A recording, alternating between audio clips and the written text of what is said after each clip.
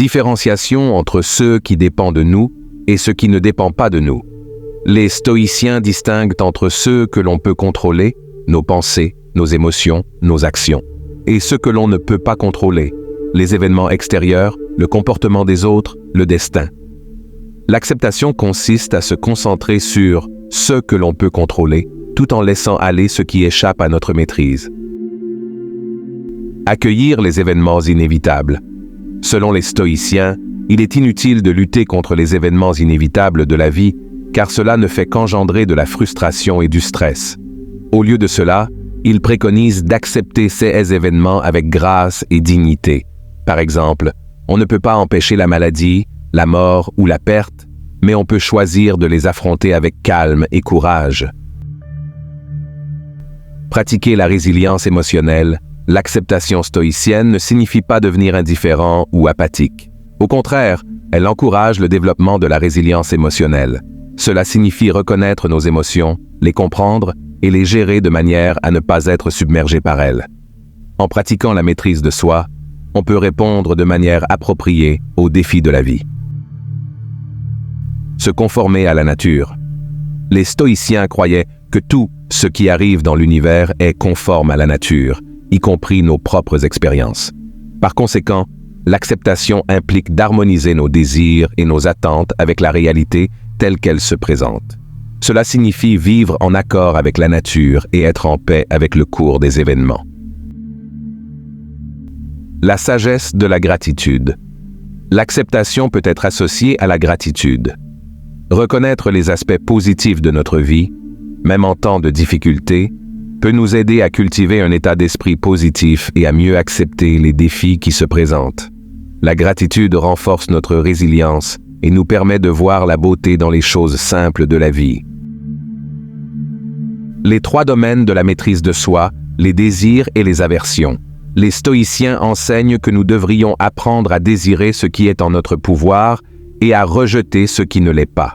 En d'autres termes, nous devons nous détacher des désirs insatiables, des plaisirs fugaces et des aversions inutiles. La clé est de cultiver des désirs simples et naturels, tels que la sagesse, la vertu et la tranquillité d'esprit, qui sont sous notre contrôle. Les émotions. La maîtrise de soi implique la gestion des émotions perturbatrices, telles que la colère, la peur et la tristesse. Les stoïciens recommandent de reconnaître ces émotions, de les examiner rationnellement et de les maîtriser en remettant en question leurs fondements. En développant une attitude stoïque, on peut maintenir un calme intérieur, même face aux situations difficiles. Les actions. La maîtrise de soi se reflète également dans nos actions. Les stoïciens insistent sur le fait que nous devrions agir en accord avec nos valeurs et principes moraux, quelles que soient les pressions extérieures. Cela signifie prendre des décisions éthiques et ne pas être influencé par des impulsions ou des désirs qui sont contraires à notre nature rationnelle. Exercice pour développer la maîtrise de soi. L'exercice de l'assentiment. Pratiquez la remise en question de vos impressions et émotions initiales. Avant de réagir automatiquement à une situation, demandez-vous si votre réaction est basée sur la raison ou si elle est influencée par des émotions perturbatrices. La contemplation du pire. Pensez au pire scénario possible dans une situation donnée.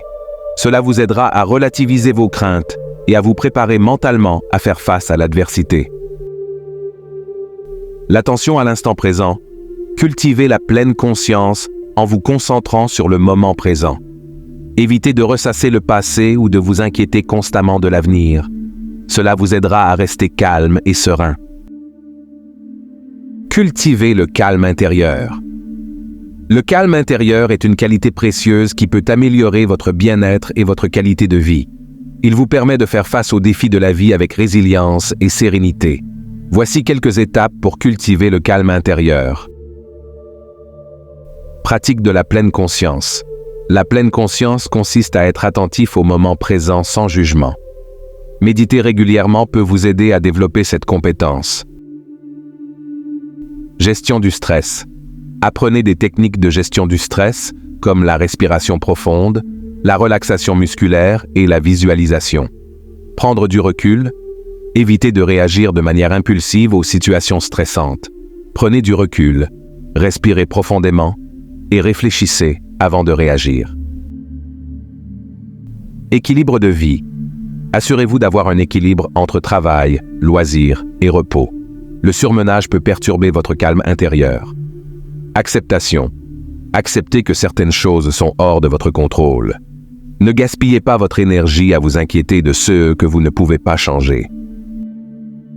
Gratitude. Pratiquez la gratitude en reconnaissant les aspects positifs de votre vie. Cela peut vous aider à maintenir une perspective optimiste. Exercice physique. L'exercice régulier libère des endorphines, ce qui peut améliorer votre humeur et votre calme intérieur. Relations saines. Entourez-vous de personnes positives qui vous soutiennent et vous apportent de la joie. Réponse aux questions courantes. Pourquoi le calme intérieur est-il important?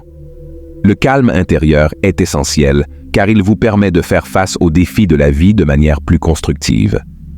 Il réduit le stress, améliore la santé mentale et favorise le bien-être général. Comment puis-je développer le calme intérieur? Vous pouvez développer le calme intérieur par la méditation, la gestion du stress, l'acceptation, la gratitude et l'établissement d'un équilibre de vie sain. Est-ce que le calme intérieur signifie l'absence de stress? Le calme intérieur n'implique pas nécessairement l'absence de stress, mais plutôt la capacité à gérer le stress de manière efficace et à maintenir un état d'esprit serein malgré les défis. Combien de temps faut-il pour cultiver le calme intérieur? Le temps nécessaire pour développer le calme intérieur varie d'une personne à l'autre. Certaines personnes voient des résultats rapides, tandis que d'autres peuvent nécessiter plus de temps. La pratique régulière est la clé. Si vous avez aimé la vidéo, likez et abonnez-vous pour plus de contenu. À la prochaine!